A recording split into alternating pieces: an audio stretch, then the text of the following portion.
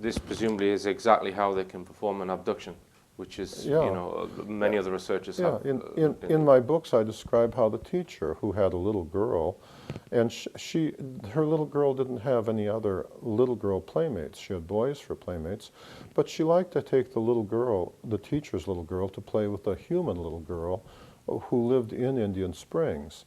Well, to just play, so the children could play, a perfectly harmless thing.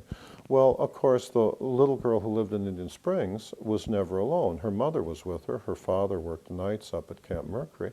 And so what the teacher would do is just come in and hypnotize the mother, like when the mother was washing dishes by hand.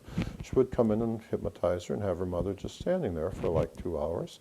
And then she would take the human little girl and and her little girl out back, and they would play in the swings like kids and have fun, and then she'd bring the human little girl back in, totally unharmed. It was just and put her to sleep and say, don't worry, your mother will wake up here in a minute. Go back and unhypnotize the mother, and then, you know, they would all go away, and the mother would think that she had just gone to the dish sink and washed dishes, and that her mind had kind of fuzzed over, and maybe she daydreamed or been singing, and then, you know, and then now happy would go and check on her daughter, see, and so there were, so you know, we only hear about the abductions that and I'm not I want to point out that there's other aspects of the abductions that people never consider, and it's those kinds of, like the one I've described, where really the little girl wasn't being abducted for anything weird. It was because the teacher wanted her little girl to be able to play with the human little girl, for the same reason we take our kids to the park to play. Okay. And so this electronic device, as you describe it, that presumably that's some kind of psychotronic thing which is added to their biology that interfaces with them. It's strictly done with microwaves. They had these little white instruments, and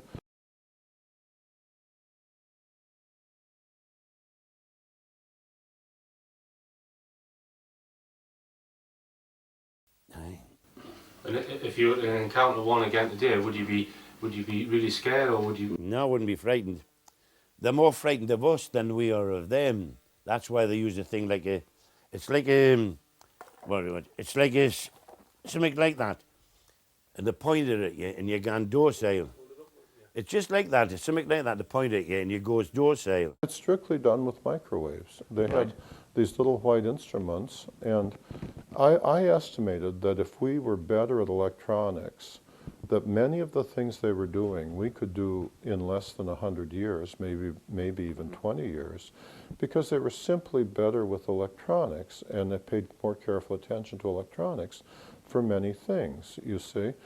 For example, their scoutcraft. Their scoutcraft was built entirely with parts given them by the U.S. Air Force, and then they assembled them. And you know, when you went on their scoutcraft, the first time I went on the scoutcraft or saw into the scoutcraft, it was really a shock, because like what you saw there were the mold markings from American manufacturers. Like they liked, for example, the tall whites, they're more frail than we are. They like to sleep in hammocks, which they find comfortable. So the U.S. Air Force just went and got a whole bunch of hammocks from cargo masters, cargo hammocks, from the Herky Bird, you know, off the shelf, and said, here, how many of these do you want? They come in all different sizes, see? And when you looked on their scoutcraft, instead of having bunks where they would lay, they had places for hammocks. And then, you know, they needed the refrigerator. They had a microwave oven, but they didn't want the mechanical door on the microwave oven, so they'd taken off the door had been taken off, and instead an extension had been put on the front of the microwave, and then they'd put more fiber optic windings, very carefully made, around there to generate another force field, so that when you ran the microwaves didn't come out into the room. They would hit that force field and reflect, you see. Right. Well, when you looked at it, there was just, you know, if you knew which subatomic particle they were generating, you could have microwave ovens like that yourself. Right. And it was all done with American-made parts. It's just that they did it, how they did it wasn't necessarily shared with the U.S. Air Force. Right. So the E.T.s were kind of specifying small components that they wanted manufactured, and they were Yeah, actually yeah. assembling them. And When their deep spacecraft came in, as I describe in Book 3, it came in with the one that came in with meteor damage.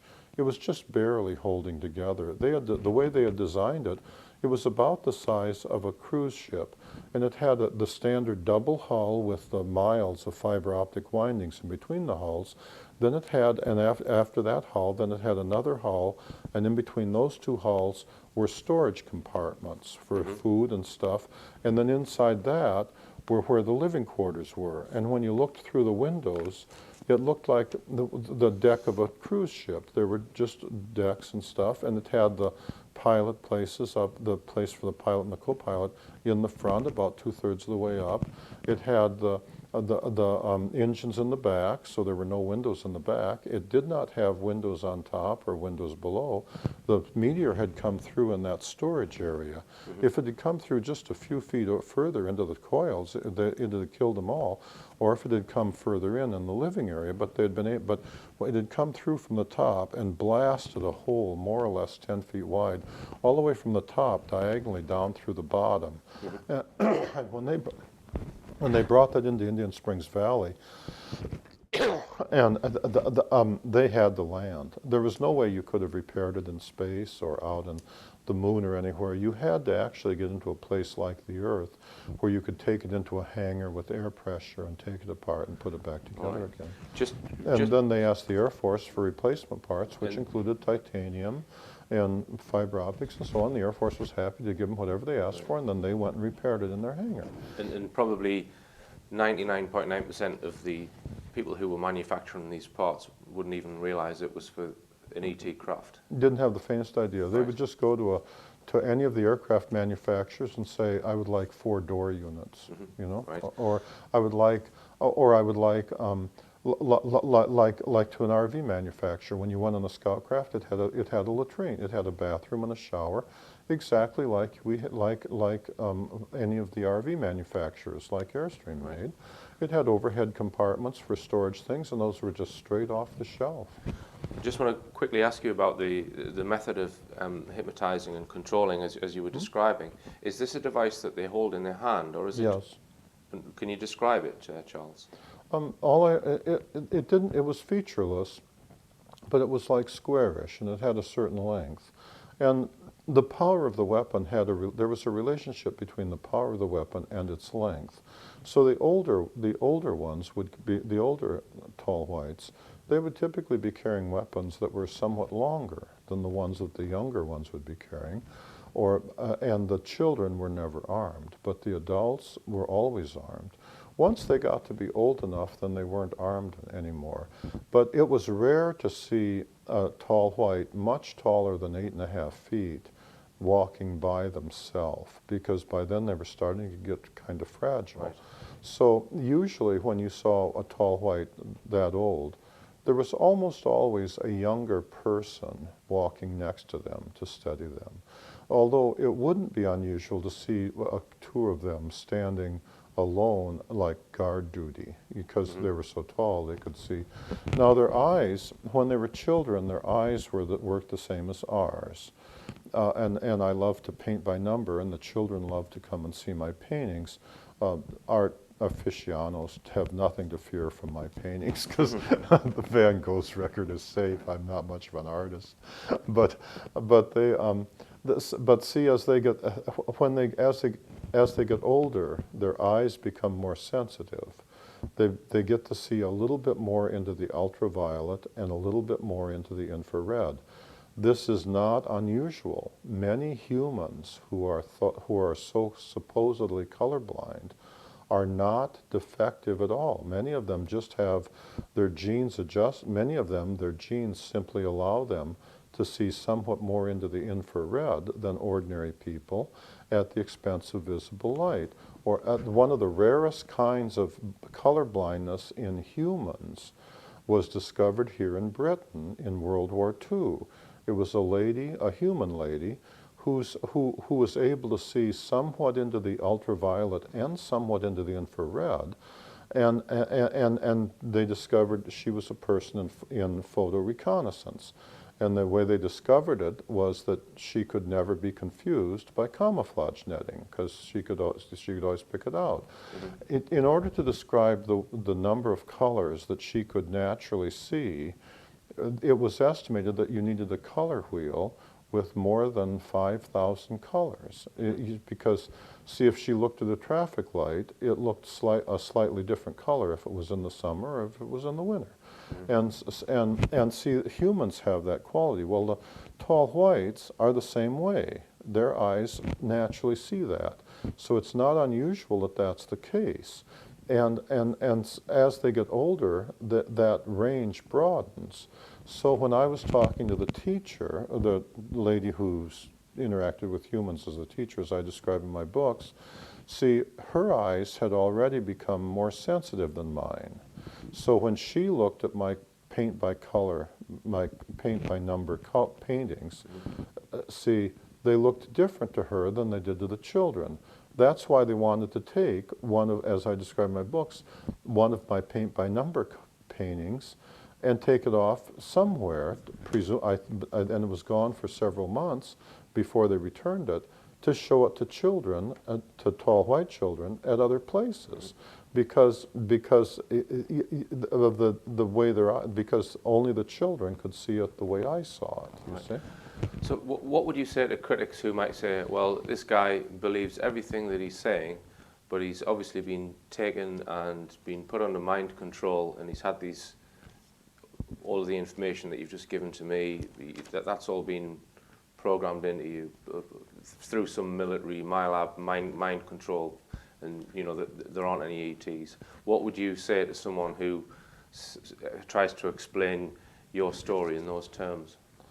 I understand if people don't believe my story. I didn't believe it took me 6 months to accept the existence of the tall whites when they were standing in front of me. But my response to your question is, if that wouldn't be possible.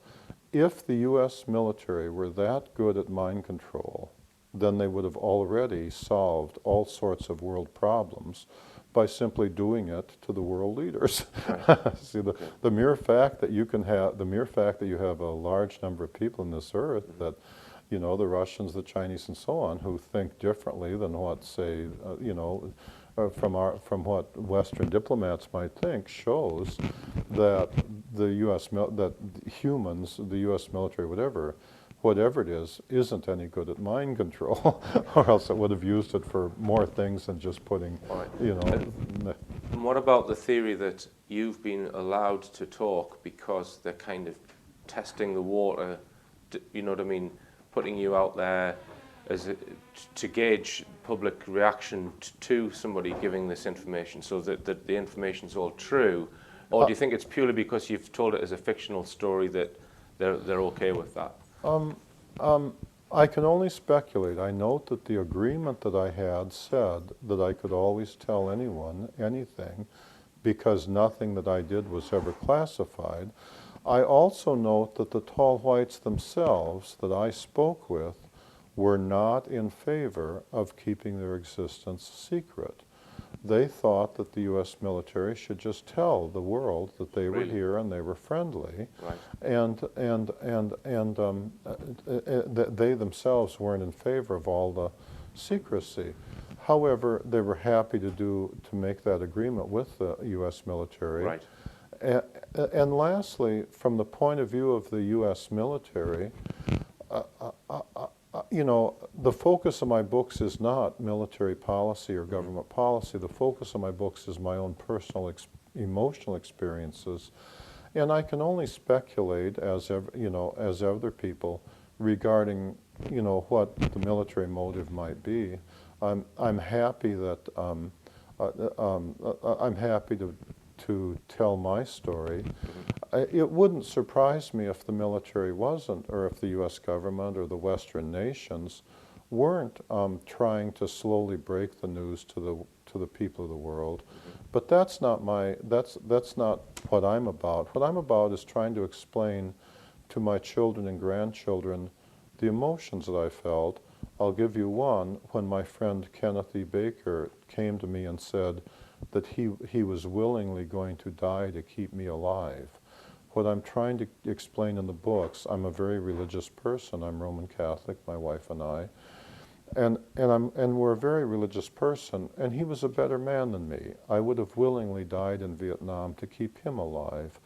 And I'm trying, in the books, for example, I'm trying to explain the emotion of how that felt. And I was trying to say to Ken, no, you know, you're the one that needs to go home. And he was saying, and he was like a brother. He was saying, no, God didn't give me the power, me, Charlie, the power to decide.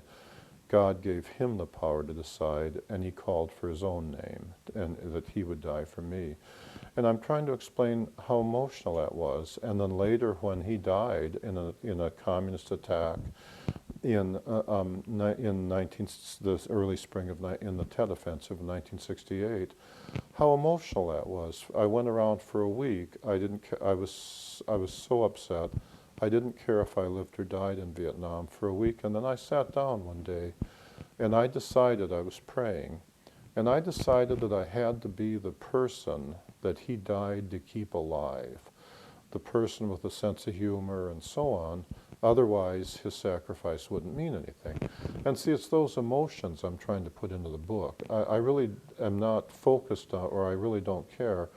I'm not trying to change anything the government has decided or whatever it might be about. All right, then, Charles. Well, on that very emotional note, I'd like to thank you for coming to England and sharing all of this with people in England. You know, it's absolutely phenomenal story, and we're really looking forward to you speaking this afternoon, because you're speaking again this afternoon, aren't you? Yes, I am. Okay. Mm-hmm. So good luck with that, and again, thank you for you and your wife for doing this interview. Thank you. Thank you so much for having me on your show. It's a great honor for me, and I wish only the best for the people of England. Okay. Thanks, Charles. Okay.